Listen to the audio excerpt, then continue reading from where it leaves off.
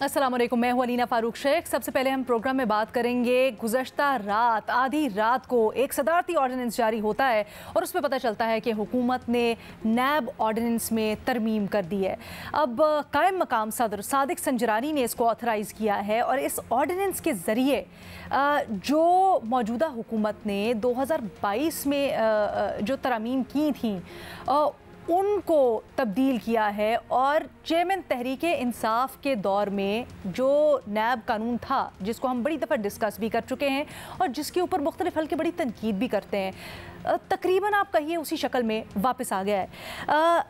ये जो नया सदारती ऑर्डिनेंस है, इसके तहत इंक्वायरी के मरहले पर ही अब मुल्जिम को गिरफ्तार किया जा सकेगा अगर वो ताउन नहीं करता या इंक्वायरी में किसी तरह से पेश नहीं होता। तो रिमांड को 14 दिन 15 दिन से बढ़ाकर 30 दिन तक कर दिया गया है, यानी अब इंक्वायरी की स्टेज पर ही गिरफ्तार किया जा सकेगा और 30 दिन के लिए अपनी हिरासत में रखा जा सकेगा, which is of course extendable 90 दिन तक, 3 महीने तक इसमें तौसी ली जा सकती है।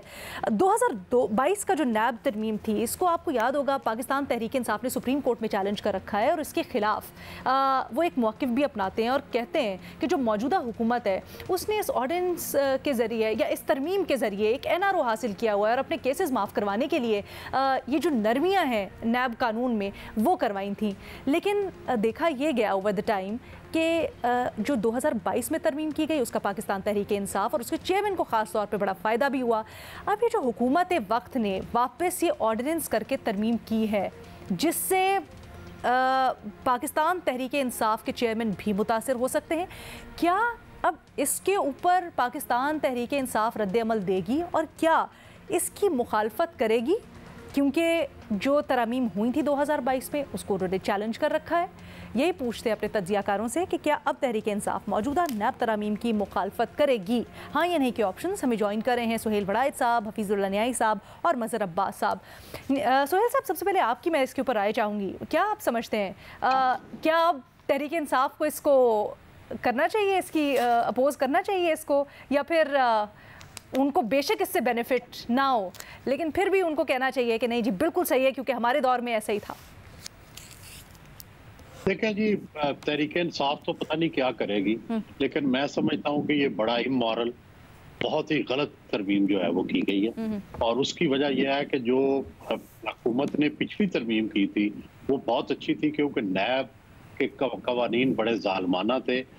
उसमें जो आइन में हकूक दिए गए हैं एक आम शहरी को, वो सारे छीन लिए गए थे। ये एक खसूसी कानून है जिसमें जो बेचारा नैब ज़दा हो जाता है उसको ना जमानत का हक मिलता है ना उसकी कोई सुनवाई होती है। तो ये आइन के खिलाफ है, इंसानी हकूक के खिलाफ है और ये सिर्फ इमरान खान को फंसाने के लिए एक दोबारा से उस कानून की तरमीम करना और खुद सारे छूट गए हैं उनके लोग। तो ये बहुत ही मेरा ख्याल है कि इनकी जो इखलाकी साख है उसके खिलाफ है। ये बिल्कुल नहीं करना चाहिए। अगर आपने रिलीफ लिया है तो फिर वही रिलीफ इमरान खान को भी मिलना चाहिए। अगर आप इमरान खान पर ये तनकीद करते रहे हैं कि उसने जालमाना नैब का जो कानून है वो इस्तेमाल किया है, तो अब वही जालमाना कानून जो है आप इमरान खान के खिलाफ इस्तेमाल करना चाहते हैं तो आपकी इखलाकी साख क्या रह जाएगी? तो मुझे तो ये हजम नहीं हुआ और मेरा ख्याल है कि ये बहुत ही ज्यादती है। पहले जो तरमीम की गई थी मैंने उसकी सपोर्ट की थी और मैंने कहा था कि नैब एक जालमाना कानून है, इसमें तरमीम होनी चाहिए। ये स्पेसिफिकली पॉलिटिशियंस के खिलाफ है, इससे पॉलिटिशियंस को जो है वो जद पहुंचाई जाती है। तो मेरा ख्याल है कि पॉलिटिशियंस जो हैं वो डिजर्व नहीं करते कि आप उनको स्पेशल कवानीन बनाकर इस तरह से जेलों में भेजें और फिर उनको जमानत भी ना लेने दें, उनकी कोर्ट्स में भी सुनवाई ना हो। ये इंतहाई ज्यादती है। ठीक है, न्याई साहब, आप सुहेल साहब की बात से इत्तेफाक करते हैं? काश में कर सकता है क्योंकि असूली तौर पे जो कोई बात की उससे कौन बंदा बफर कर सकता है, कैसे इनकारी हो सकते हैं। मैं तो आपके प्रोग्राम में शुरू में जब ये सारे हो रहे थे तो हकीकत समझते थे कि ये ड्रैकोस कोड है, ड्रैकोनियन लॉ है और ये ड्रैकोनियन लॉ आप इसे देखेंगे जो आज से 3000 साल पहले ड्रैको ने बनाए थे उससे ये इसकी मुमासत रखी गई थी। फिर इसमें तो कोई शुबा नहीं है कि ये बुनियादी जो कॉन्स्टिट्यूशन जो हमारे हकूक है गारंटी करता है और तो ये उसके बिल्कुल मुनाफी थे। खसूस आर्टिकल 10A तो बिल्कुल अंडरमाइन हो गया था इसके सामने। ये थे कवानीन थे और वो आइन का हिस्सा था और वो अंडरमाइन था। अदालतें बेबस थी, किसी की कोई बेल नहीं हो सकती थी। जो बंदा जाता था, खान अब्बासी ने साहब ने तो पहली पेशी में कहा था जी 90 दिन का रिमांड देते, बजाय रोजाना मुझे लेके आए रोजाना लेके जाएं, तो आप 90 दिन का रिमांड देते हैं। यानी कि उन्होंने इसकी तस्दीक की थी कानून की। और हम बार बार कहते थे ड्रैकोनियन है, इसको तब्दील होना चाहिए था। लेकिन बैन ही जब ये हुकूमत ला रही थी तो इसमें मेरी सेल्फिशनेस कह दें, कैलेसनेस कह दें, मेरी अपनी कमजरफी कह दें कि मैं चाहता था कि अब ये इमरान खान साहब पे जरूर अप्लाई होना चाहिए। तो टेक्निकली तो इमरान खान साहब ने इनके जब नए तरामीम ये लेके आए थे तो उन्होंने कहा था NRO ये अपने आप को दे रहे हैं, तो चलो उन्होंने NRO वापस कर दिया।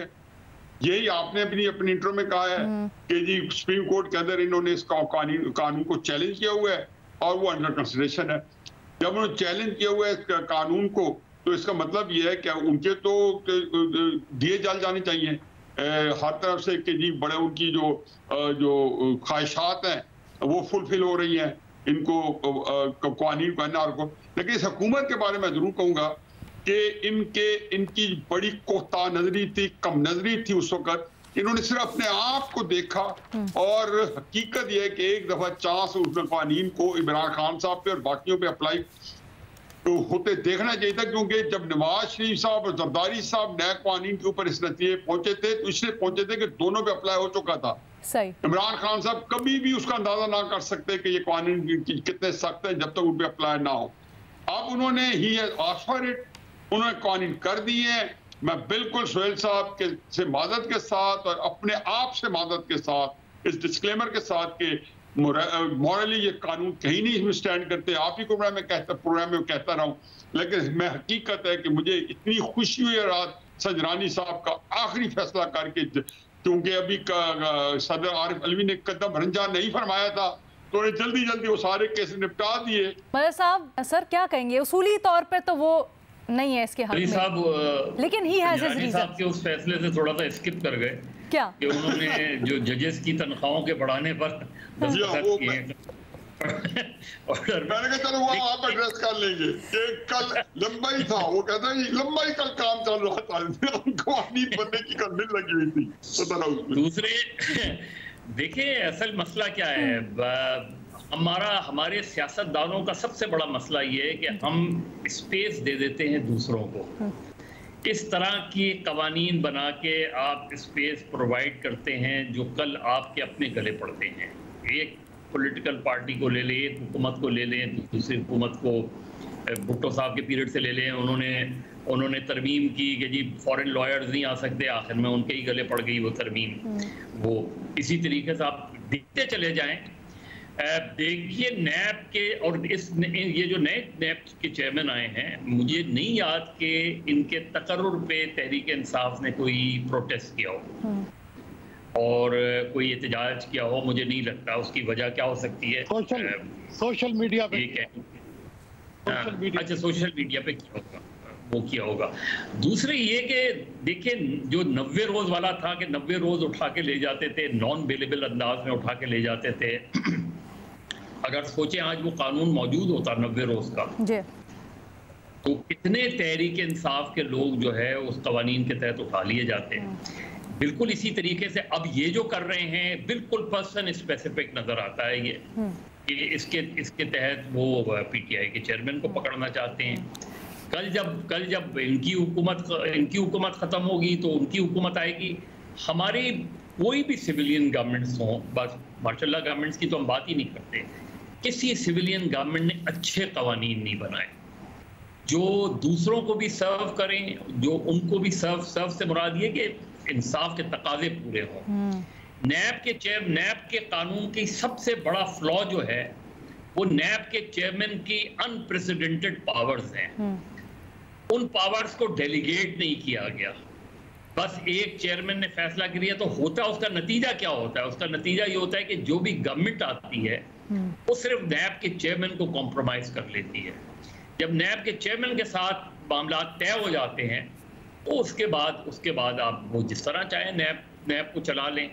यही हमने देखा है जो नैब के चेयरमैन आए हैं उनके साथ। तो नैब के चेयरमैन की पावर्स डेलीगेट होनी चाहिए, जो प्रोविंशियल नैब के चीफ्स हैं उन तक जानी चाहिए। फिर नैब के अंदर 80% जो लोग काम कर रहे हैं उनके पास वाइट कॉलर क्राइम की ट्रेनिंग ही नहीं है, तजुर्बा ही नहीं है। और तीसरे और आखिरी बात ये कि हमारे मुल्क में 50 की दहाई से लेके आज तक अकाउंटेबिलिटी को सिर्फ सियासी मकासद के लिए इस्तेमाल किया गया है, करप्शन को खत्म करने के लिए इस्तेमाल नहीं किया गया, वरना करप्शन बड़ी हद तक खत्म हो जाती है। हमारे पैनल पे अक्सरियत सुहेल वड़ायत साहब और मजहर अब्बास साहब ये समझते हैं कि उसूली तौर पर, गो के न्यायी साहब यही कहते हैं कि उसूली तौर पर तो जो ये रोल बैक की गई हैं और इंक्वायरी स्टेज पर ही गिरफ्तारी की बात की जा रही है, बारे सबूत दोबारा मुलजिम के ऊपर डाल दिया गया है, ये उसूली तौर पर दुरुस्त नहीं है। लेकिन यहाँ पर मसला ये आता है कि जब तहरीक इंसाफ अपने दौरे हुकूमत में इसको जस्टिफाई करती रही, इसके तहत जो उनके सियासी मुखालिफिन हैं उसको निशाना बनाती रही, तो अब जब ये इशारा मिल रहा है कि उनके ख़िलाफ़ ये इस्तेमाल हो सकता है, तो फिर किस तरह से इसके ऊपर बोलेगी या उनका रद्द-ए-अमल क्या होगा, ये जानिए एक छोटी सी ब्रेक के बाद।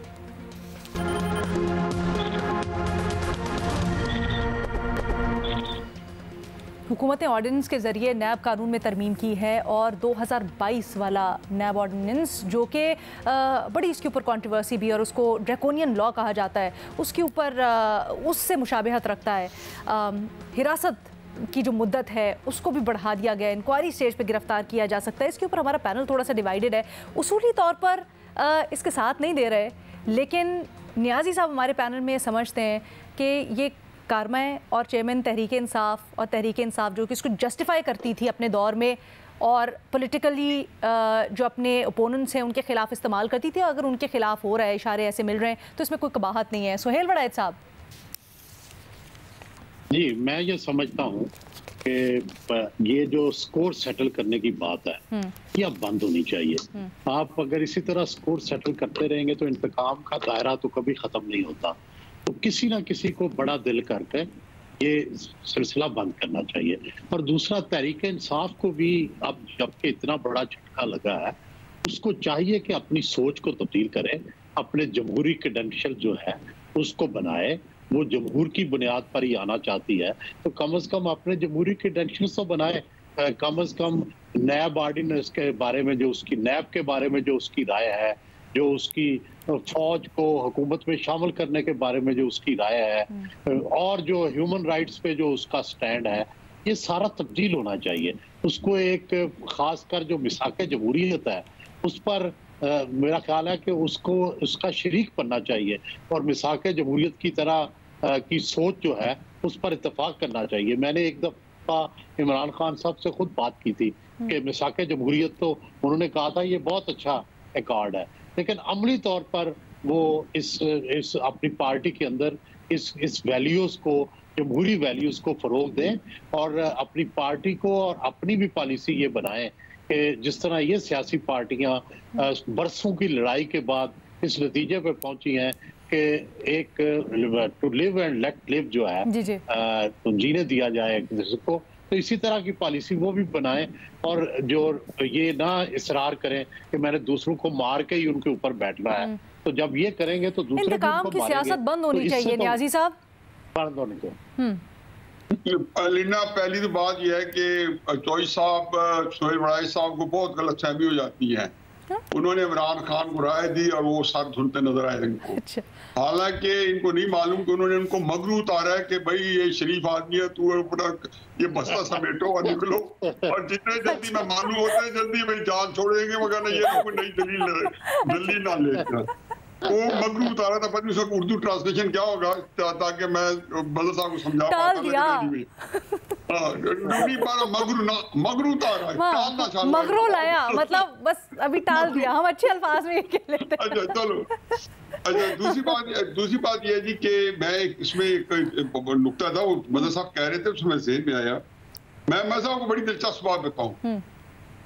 मैंने ये नैब तरामीम के बारे में या नैब के कानून के बारे में, ये नवाज शरीफ साहब जब आए तो वहां पे मैंने पूछा कि इनको कि आप और सरदारी साहब जो है इस पे कंसेंसस करके और इसको परमानेंटली जो है बहुत बड़े पैमाने में तब्दील कर दें।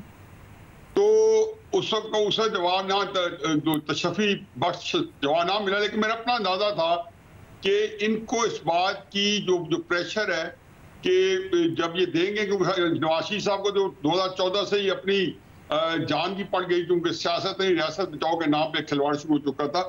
लेकिन दिलचस्प बात ये थी कि शायद खाकान अब्बासी साहब से मैंने पूछा कि आपने ये नए कानूनी तरमीम क्यों नहीं की। उन्होंने कहा जी कि हमने तय करके सोचा कि हमें हमेशा ये पता था और इसका मुझे भी अंदेशा था कि सुप्रीम कोर्ट हमेशा को स्ट्राइक डाउन कर देगा। तो ये इन्होंने जो है निसार साहब से जाके बताया कि हम ऐसी तरमीम लाना चाह रहे हैं। अच्छा। तो वाशगाफ अल्फाज में कह दिया कि हम मैं इसको स्ट्राइक डाउन कर दूंगा। इसके अंदर मैंने जैसे पहले इशारा किया है कि इन तरामीम के पीछे अगर पहले इन्होंने कर लिया है तो उसकी वजह ये नहीं थी कि इनको इजाजत दे दी गई थी करें।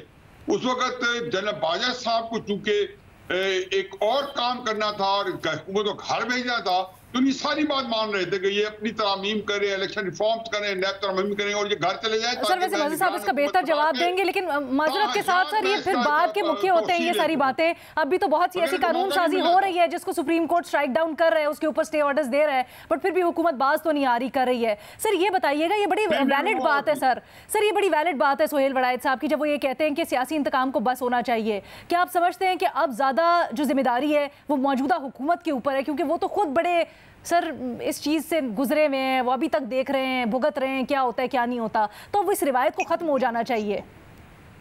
अलीना मैं हकीकत बता दूं, मैं इतना अच्छा तरह लोगों को जाती तौर पर सिवाय इमरान खान साहब किसी को नहीं जानता। सोहेल साहब तो खैर सारों को जानते हैं। मैं आपको दिल से बता दूं कि जो मैं नवाज शरीफ साहब के बारे में मेरा तासुर है, और बदनी सोहेल साहब मुझसे बहुत ज्यादा अच्छी तरह जानते हैं नवाज शरीफ साहब के। नवाज शरीफ साहब आज भी इमरान खान साहब को अपना दुश्मन नंबर 1 समझते हैं, ना उनसे इंतकाम लेना चाहते हैं।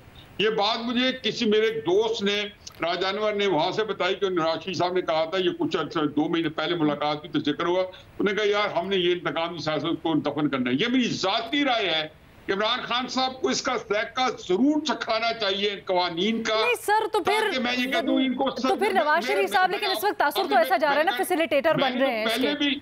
पहले भी देखे, आपको पता है, आपके प्रोग्राम में मेरा मौका पता है कि कितने नैब के कानून को वेहेमेंटली हम कंडेम करते रहे हैं, ड्रैकोनियन लॉ कहते रहे हैं इसको। फिर भी आप क्यों समझते हैं कि इमरान खान साहब को अभी भी इसका मजा चखना चाहिए? नहीं, मैं ये सारों को जिसने जो कुछ किया है, ये जो अभी भी जिन्होंने अभी भी हरकतें की हैं, मैं कहता हूँ इनको जब तक लेबोरेटरी के अंदर मुशाहिदे के साथ पूरी तरह ना गुजरे, ये कभी सीखते नहीं है।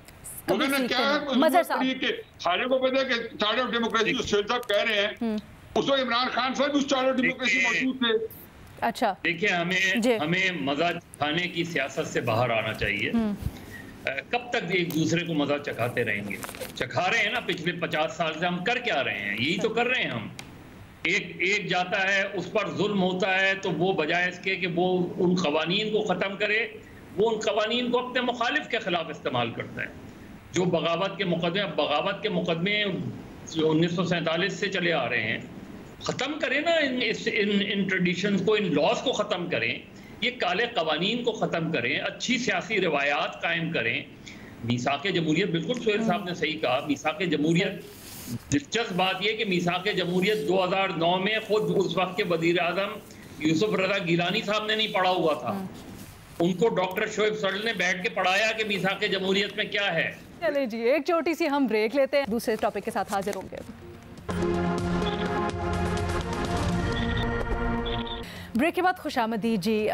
चेयरमैन तहरीक इंसाफ की जानिब से ट्रायल कोर्ट में तोशा खाना केस में जो प्रोसीडिंग्स चल रही थी उनको नाकाबिले समात करार देने का जो ट्रायल कोर्ट ने PTI की दरख्वास्त मुस्तरद की थी, उसके फैसला इस्लामाबाद हाई कोर्ट में चैलेंज किया था, जिसकी आज फैसला आ गया है। इस्लामाबाद हाई कोर्ट ने ट्रायल कोर्ट का तोशा खाना केस नाकाबिले समात करार देने से मुतल्लिक PTI की दरख्वास्त मुस्तरद करने का फैसला कलअदम करार देते हुए ये कहा है कि ट्रायल कोर्ट 7 दिन में तोशा खाना केस में चेयरमैन PTI की दरखास्त पर फैसला करे। ट्रायल कोर्ट ने तहफ़्फ़ुज़ात पर फैसला किए बगैर दरखास्त मुस्तरद की। कम वजूहात के साथ दरखास्त मुस्तरद की गई। अहम कानूनी सवालात और इशूज़ हल तलब रहे। मुनासिब होगा कि ट्रायल कोर्ट दरखास्त पर दोबारा दलाइल सुनकर फैसला करे। ट्रायल कोर्ट अपने फैसले में तमाम वजूहात तफसीली तौर पर लिखे। केस के इख्तियार समेत 8 मुख्तलिफ सवालात हैं जिनके जवाब जानना ज़रूरी है। अब 7 दिन का मोहलत दी गई है ट्रायल कोर्ट को कि इस केस के ऊपर फैसला सुनाए कि आया ये केस काबिल समात है या नहीं है। इसके ऊपर अब दलाइल होंगे। पीटीआई इसको अपनी जीत करार दे रही है, इसको अपनी फतह करार दे रही है। ये जो इस्लामाबाद हाई कोर्ट से फैसला आया उसके बाद लॉयर ने पीटीआई की गुफ्तगू करते हुए ये कहा। लेकिन ओवर द ईयर हमने देखा कि जब से अक्टूबर में ईसीपी की तरफ से ये ट्रायल कोर्ट में मामला लेके जाया गया, ये केस लेके जाया गया, तब से कोई ना कोई ताख़ीरी हरबा पीटीआई की तरफ से इस्तेमाल किया गया, जिसमें बार बार हाज़िरी से इस्तिस्ना की दरख्वास्त हो, मेडिकल वजूहात पर हाज़िरी से इस्तिस्ना हो, या फिर एंड में जाके ग्राउंड्स को इन्होंने चैलेंज कर दिया था कि वो नाकाबिले समात हैं, जिसके ऑफ कोर्स ये फैसला था और वो दरख्वास्त मुस्तरद कर दी गई थी। लेकिन ऐसा क्यों है कि तोशाखाना केस में चेयरमैन तहरीक इंसाफ अपना जवाब या सबूतों की बिना पर इस केस का फैसला, इस केस को किसी पार नहीं लगा लेते और क्यों कार्रवाई का सामना नहीं कर रहे? बार बार इसके दायरे इख्तियार के ऊपर या इस तरह के ग्राउंड्स क्यों इख्तियार करें? अपने तज्ज़ियाकारों से यही समझने की कोशिश करेंगे। सबसे पहले आप बताइएगा मज़हर अब्बास साहब, आपकी क्या राय है? देखिए, मेरा ख्याल है ये तो उनके लीगल एडवाइजर्स भी यही करते हैं और आमतौर पे मुकदमात को ड्रैग करने के लिए और थोड़ा सा घुमाने के लिए ये चीज़ें की जाती हैं। लेकिन अल्टीमेटली जो इस्लामाबाद हाई कोर्ट का फैसला अगर हम देखें तो उन्होंने ये कहा है कि 7 दिन के अंदर फैसला करें। वैसे भी ये केस हो जाए या फॉरेन फंडिंग केस हो जाए या दूसरे केस हो जाए, हमारे यहाँ गैर ज़रूरी तौर पर उनको ड्रैग किया जाता है। कुछ तो कानूनी नुक्ते होते हैं और कुछ ज़ाहिर है अपने तई चीज़ों को प्रायोरिटीज़ होती हैं। तो मेरा ख्याल है जितनी जल्दी फैसले हों, चाहे एक तरफ किसी के हक़ में हो, किसी के ख़िलाफ़ हों, लेकिन मेरिट पर अगर फैसले हों तो आपका बैकलॉग भी ख़त्म होगा, अननेसेसरी एडजमेंट्स भी ख़त्म होंगी। तो उस लिहाज से तहरीक इंसाफ को रिलेटिवली एक रिलीफ तो मिला है, इसमें तो कोई शक नहीं है। लेकिन फिर ये 7 दिन के अंदर बहरहाल फैसला होना है और देखना है कि उसमें ट्रायल कोर्ट क्या फैसला करती है। तो एक मोराल बूस्ट आप कह सकते हैं कि मोराल बूस्ट तो यकीनन हुआ होगा।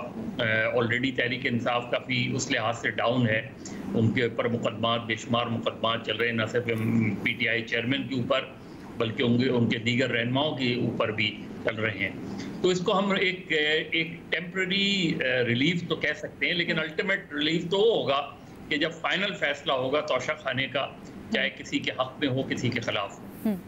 न्यायी साहब, क्या आप भी इसको एक टेम्पररी रिलीफ के तौर पर देख रहे हैं और आप समझते हैं कि ये पाकिस्तान तहरीक इंसाफ के हक में जाएगा? जी, इस जिसके अंदर उनको उन्होंने सस्पेंड किया हुआ था या स्टे मिला हुआ था उनको, या उसको कोर्टी तौर पर उनको सेटिसाइड किया हुआ था, जो लोअर कोर्ट का डिसीजन था इस्लामाबाद हाई कोर्ट में, इसमें 2 प्रेयर्स थी। एक प्रेयर ये थी कि इलेक्शन कमीशन के जो उसने कार्रवाई की है उसको भी कालादम करार दिया जाए, और दूसरी ये थी कि जो लोअर कोर्ट ने जो फैसला किया है उसको भी जो है कालादम करार दिया जाए। उसके अंदर उन्होंने ज़ाहिर है कि जो था, जो प्ली ली गई थी वो ये था कि जी 120 दिन के अंदर इलेक्शन कमीशन को ये लोअर कोर्ट का केस भिजवाना था, और कुछ क्रिमिनल केस या पता नहीं फौजदारी मुकदमात जो है, मुझे अब लीगल उसका नहीं पता है क्योंकि कानून तानी बता सकते हैं कि वो उनको नहीं भिजवाए जा सकते, उसके फौजदारी मुकदमा नहीं कायम हो सकता इस तरह के केस में। तो अदालत ने रिमांड बैक किया है, जो उसमें साहब फरमा रहे हैं, उसमें अभी तक तो ये कहा है कि जी आपने, अदालत ने उसको ज़ाहिर है कि जब किया है तो कोई रीज़न बताई है। उन्होंने कहा जो आपने इसको इनको सुनने से इनकार किया है या जो आपने आर्गूमेंट दिया है, अदालत को बताया, लोअर कोर्ट को बताया, उसके अंदर कानूनी नुक्ते काफ़ी नहीं है, यानी कि वजूहात नहीं है। तो आप इसको 8 दिन के अंदर फैसला करके बताएं, और कोई नया अगर ज़ाहिर है कि अगर ये वजूहात दोबारा दी गई तो हो सकता है कि फिर हाई कोर्ट इसको जो है जो बिल्कुल कलम करार दे दे, या अगर उनके कुछ स्ट्रॉन्ग जो है उन्होंने ग्राउंड्स दी जो कि ज़ाहिर अभी नहीं होंगी, तो अदालत, यही हाई कोर्ट का कहना है कि स्ट्रॉन्ग ग्राउंड्स नहीं है। अगर उनको नई ग्राउंड्स स्ट्रॉन्ग दी और उनके वकीलों को सुना, और उससे पहले ये भी था कि उनके वकीलों को सुना नहीं गया, अब इसमें यह है कि अगर सुना गया वकीलों को और कोई नई ग्राउंड अदालत ने भी दे दी तो मेरा ख्याल है कि अदालत फिर उस केस के आगे बढ़ेगी। ये तो कल उन्होंने इसी जज पे इतराज किया था चीफ जस्टिस साहब पे कि आप हमारा केस सुन ही नहीं सकते, आप बायस्ड हैं। तो बहरहाल पदरी अब उनके हक में किया फैसला या नहीं किया तरीके साहब वालों का ख्याल है, लेकिन उसी जज के थ्रू किया जिसके बारे में कल उन्होंने अदम एतमाद किया था, जो उनको पहले भी बेल्स दे रहे थे बड़े आसानी के साथ। अच्छा, लेकिन न्यायिक साहब, इसका एक पस मंज़र है ना जो हमने समातों के दौरान देखा, जिस तरह से पाकिस्तान तहरीक इंसाफ की तरफ से इसके ऊपर मौक़िफ़ अपनाए रखा गया, पेशी पे पेशी हुई, मुख्तलिफ वजूहात, स्टे ऑर्डर, उसको देखते हुए ये क्या वजह समझते हैं कि चेयरमैन तहरीक इंसाफ जो कि बात करते थे हर चीज़ ट्रांसपेरेंट होनी चाहिए, साफ़ होनी चाहिए, वो इस केस को इतना लटका रहे हैं, इसमें इतनी ताख़ीर कर रहे हैं, बल्कि ये तो अगर वो समझते हैं कि फ्रिवलेस केस है तो सामने सब कुछ ला के रखें और छूट जाएं। अलीना, इमरान खान साहब के इस मामले में जो है रिकॉर्ड जो बड़ा विस्मिल और बड़ा पैथेटिक है। देखिए, आप 2013 या 14 में अकबर असबाबर साहब का केस आपके सामने है, उसको जो है उन्होंने क्या किया, उसके अंदर मेंटेनेबिलिटी से लेके और हर चीज की कि जिससे केस को रोका जा सके, उसकी हियरिंग ना हो। अब ये जितने इनके खिलाफ केसेस हैं, ये परसों भी उन्होंने कहीं पे कोई चेयरमैन साहब ने फरमाया कि जी मेरे एक लंबी चौड़ी केसेस की एक्सप्लेनेशन दी, ये अस्यूम करते हो कि दोबारा गिरफ्तार कर लिया जाएगा तो एक लोगों को एक दलील देते जाए। मुझे तकलीफ हुई कि उसके अंदर उन्होंने झूठ बोले, उन्होंने चीजों को डिस्टॉर्ट किया और चीजों को क्लियर नहीं किया। मतलब क्या फर्क पड़ता है? जो असल बात है, जो मैं हमेशा कहता हूं कि चेयरमैन साहब, लीडर साहब, आप क्यों नहीं जो है कहते कि मेरे मेरिट पे फैसला करो, इसकी डिमांड करें।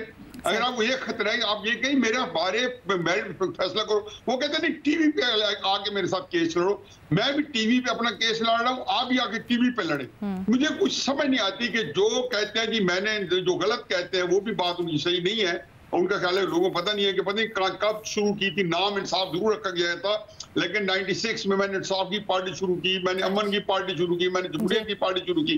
ये सारे वो भूल जाते हैं कि माजी का कितना एक रोलर कोस्टर करा है कि कहाँ उसने जमहूरियत की खिदमत की और कहाँ जमहूरियत को नुकसान पहुंचाए, और कहाँ उन्होंने इंसाफ की खिदमत की और कहाँ उन्होंने अदालती निजाम को नुकसान पहुंचाए। कतई नजर इसके मुझे ये बात उनको, मैंने उनके साथियों कहता हूँ, मैं यहाँ से रिक्वेस्ट कर रहा हूँ कि आपको क्या माने होता है कि आप किसी के खिलाफ केस नहीं चलने देते।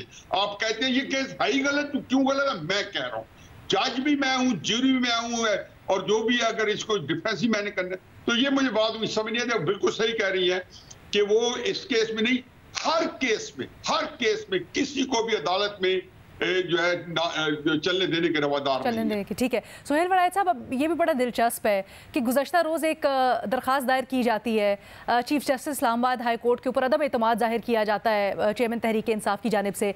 आज जो फैसला सुनाया गया है chief justice Islamabad high court उसमें शामिल है और अब इस फैसले को विक्ट्री के तौर पर भी देखा जा रहा है। बट सर इसके ऊपर भी कुछ कहिएगा, रोशनी डालिएगा, और फिर ये भी कहिएगा कि ये जो हम देख रहे हैं एक सिलसिला, एक कड़ी पिछले 1 साल से कि सामना नहीं किया जाता, आप इसकी वजह क्या समझते हैं? देखिए जी, एक तो ये केस बड़ा जो तोशा खाना वाला है, बड़ा एम्बैरसिंग केस है तहरीक इंसाफ के लिए। ये पहली एम्बैरसमेंट थी कि इमरान खान जो बज़ाहिर उनका जो इमेज था उसके अगेंस्ट ये इन्होंने कार्रवाई की कि तोशा खाना से चीज़ें लेके फिर बेच दी और महंगी बेच दी, और फिर खासकर जो वो घड़ी थी जो कि सऊदी प्रेस की तरफ से दी गई थी, उसकी वजह से काफ़ी इनको एम्बैरसमेंट हुई। तो इसलिए एक तो वो चाहते हैं कि ये केस ना चले, और जब चलता है तो जाहिर है इससे उनकी एम्बैरसमेंट बढ़ती है। दूसरा देखें, जो ओवरऑल इस वक्त तक इमरान खान लकी हैं कि जो जुडिशरी है ये उनको रिलीफ देती रही है। हालांकि हमने देखा है कि जब भुट्टो साहब क्राइसिस में थे, जब नवाज शरीफ क्राइसिस में थे, जब मोहतरमा बेनज़ीर क्राइसिस में थी, तो अदालतें उन्हें कोई रिलीफ नहीं दे पाती थी और उनको खिलाफ ही फैसले आते थे सारे। मोहतरमा बेनज़ीर भुट्टो के खिलाफ फैसला आया, भुट्टो के खिलाफ फांसी का फैसला आया, नवाज शरीफ के खिलाफ नाअहली का फैसला आया। तो इमरान खान को खिलाफ जितने भी केसेस हुए हैं अभी तक अदालतें उन्हें रिलीफ देती हैं। तो मेरा ये ख्याल है कि ये उनकी बड़ी खुशकिस्मती भी है, और दूसरा अदालतों की आज़ाद होने की भी और प्रेशर में ना आने की भी एक निशानी है कि बावजूद ऐसा लगता है कि हर कोई प्रेशर में है, लेकिन मेरा ख्याल है कि उस तरह का प्रेशर अदालतें नहीं ले रही और इमरान को जो है रिलीफ मिल रहा है। अच्छा, ये आप ओवरऑल अदालतों से मुतल्लिक कह रहे हैं या आप स्पेसिफिकली हाई कोर्ट से मुतल्लिक कह रहे हैं? नहीं, मैं अच्छा, ठीक है, क्योंकि सुप्रीम कोर्ट के ऊपर I think the jury is out on supreme court, इसके ऊपर इख्तलाफी राय पाया जाता है कि वहाँ पर किस हद तक फ्रीली प्रोसीडिंग्स हो रही हैं, किस हद तक नहीं हो रही हैं, but that's a topic for another day. जी वो तो देखे ना, फ्रीली प्रोसीडिंग्स तो हो रही हैं कि हुकूमत के खिलाफ और एस्टेब्लिशमेंट के खिलाफ जो बेंच है वो हेयरिंग कर रहा है और जो है फौजी अदालतों के खिलाफ कर रहा है, जो कि जाहिर है एस्टेब्लिशमेंट के लिए भी बड़ी अहम है, हुकूमत के लिए भी बड़ी अहम है। तो बट सर, वो प्रोसीडिंग्स किस तरह से हो रही हैं उसके ऊपर भी एक सवालिया निशान है। इससे पहले एक जो चेन ऑफ इवेंट्स है जिसमें मुख्तलिफ समातें हैं, उसके ऊपर भी बहुत से सवालिया निशान उठाए जाते हैं। अगर आप मुझे इजाज़त दें, मैं मज़हर अब्बास साहब कुछ ऐड करना चाह रहे हैं। मज़हर साहब जी नहीं, मैं ये कह रहा हूँ, ये जो जाहिर है जिस तरह अभी सोहेल साहब भी कह रहे थे कि तोशाखाना केस क्योंकि उनके पूरे बयानी की नफी कर रहा था जब तोशाखाना केस सामने आया, जिसको वो जाहिर है मुसलसल उसकी तरदीद करते रहे, और ये वो केस है कि जिसमें इस चीज़ का खदशा था कि वो नाअहल हो सकते थे, क्योंकि ये जो सूरत हाल थी कि अगर वो चीज़ साबित हो जाती, ये सारी चीज़ें साबित हो जाती तो उनकी नाअहली की तरफ बात चली जाती। इसलिए अगर तोशाखाना केस में उनको रिलीफ मिलता है थोड़ा सा, और इसी वजह से शायद उन्होंने उनको ये तासुर बना के जो इस्लामाबाद हाई कोर्ट के चीफ जस्टिस हैं जस्टिस आमिर, वो शायद कहीं उनके खिलाफ फैसला ना दे दें, इसलिए उन्होंने एक प्रेशर के तौर पे गालबन उन्होंने एक दिन पहले ये चीज़ें ये इस तरह का पिटीशन फाइल किया, लेकिन नॉर्मली करना नहीं चाहिए थी। आज अगर ये फैसला उनके हक में आया तो अब वो क्या करेंगे, अब वो उस चीज़ को किस मानों में लेंगे।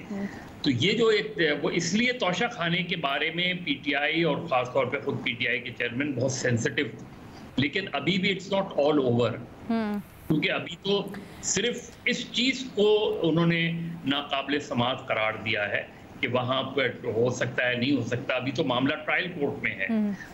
असल उनको रिलीफ उस सूरत में मिल सकता है जब ट्रायल कोर्ट में भी 7 दिन के अंदर ये फैसला हो जाए कि ये केस काबिल समाअत है ही नहीं, तो एक बड़ा रिलीफ होगा। अभी तो इसीलिए मैंने कहा कि अभी तो ये टेम्पररी रिलीफ होगा। सही है सर। अच्छा, एक चीज़ सिर्फ अंडरस्टैंडिंग के लिए, तो मतलब अगर इन्होंने इस चीज़ को, इस फैसले को मुस्तरद कर दिया तो जो फर्द जुर्म आयद हुई थी वो भी टेक्निकली रिवर्स हो गई?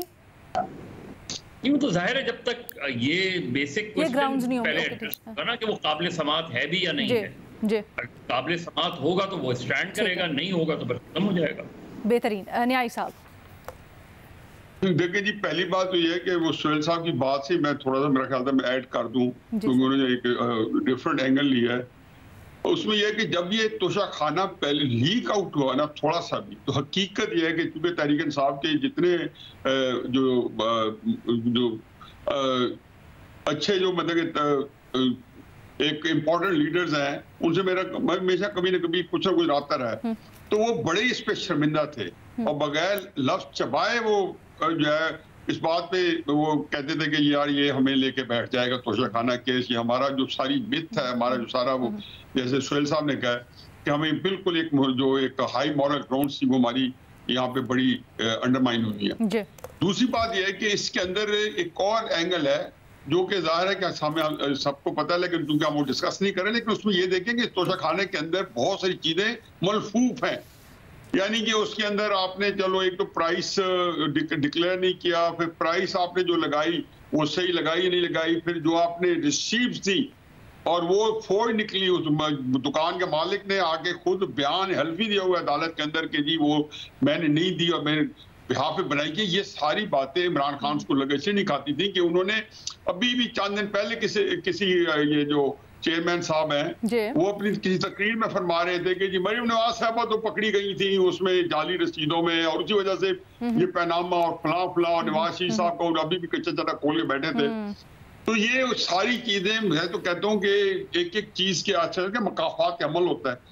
बल्कि मैं हैरान होता हूँ कि नवाज शरीफ साहब के ऊपर जो जो बीती है, जो उनकी फैमिली बीती है, जो अदालती निजाम से वो निकले, जिस मिल से निकले, एक एक करके इमरान खान साहब को बीत रही है। पर फर्क ये है कि उसके अंदर इमरान खान साहब जो थे हैंडिंग ग्लव थे और बड़े एक्टिव थे। इसके अंदर इमरान खान साहब के साथ वो लोग कर रहे हैं जिनके साथ इमरान खान साहब ने मिलकर नवाज शरीफ साहब के खिलाफ किया, लेकिन नवाज शरीफ साहब जो वो इसके अंदर हिस्सा नहीं है। अब निजाम उसके इमरान खान साहब के खिलाफ जो है एक्टिव है। ठीक है जी, आज के प्रोग्राम से इतना ही, इजाजत दीजिएगा, अल्लाह हाफिज।